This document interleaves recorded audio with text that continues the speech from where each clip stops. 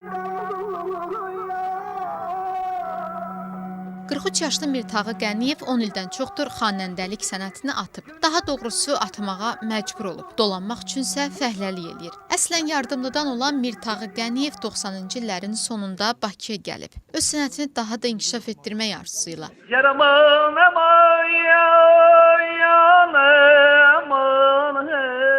Azadlıq radiosuna Abbas adlı istifadəçinin yüklədiyi bu videodan sonra sosial şəbəkələrdə çoxları onun haqda yazmağa, əsl sənətə və sənətkara verilən qiyməti müzakirə etməyə başladı. Ona gələn şərhləri oxuyan Mirtağı Qəniyevin gözləri gülürdü. Hərdən isə fikrə gedir, gülən gözlərini qəhər alırdı. Dəmir necə pas atır, bu da belədir, səs işlətirsən açılır, yaddılaşır, özündə həvəsdən düşürsən. Fəhlə yoldaşlarına təsadüfən yaxşı səs olduğunu deyib. Onların inanmadığını görəndə isə başlayıb oxumağa.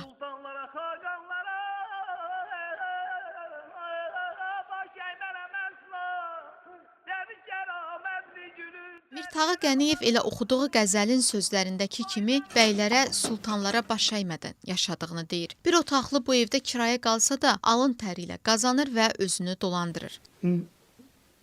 Heç kimə gedib, bir dəfə, düzdür, 3-4 dəfə gedib demişəm, qulaq asmayana sonra nə eləyim? Məcburum qatlaşam, əməyə işləyəm, özüm yaşayam.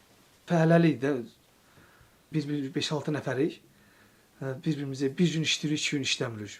Azdır, xalq çətin vaxtı. Sonda ondan daha bir ifa xahiş edirik. Səsinin yerində olmadığını desə də sonradan oxumağa razılıq verir.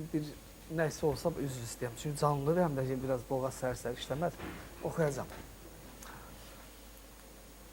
İcazə ver baxım ey gül, o qara gözlərinə.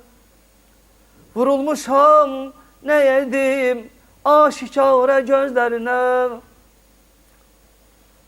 Qəm etmərəm mən yazı 100 can öldürsən də. Baxanda bir də dirilləm, dübarə gözlərinə. Cəmalın açma gülüm, qorxuram görüb üzünü. Oldum gün tək, hüsn aşiq starə gözlərinə. Olaydı qismət öpəydim o naz kənlərini. Olaydı qismət öpəydim o naz kənlərini. Ürəkdən neyləmişəm iftixarə gözlərinə. Ay aman, ay.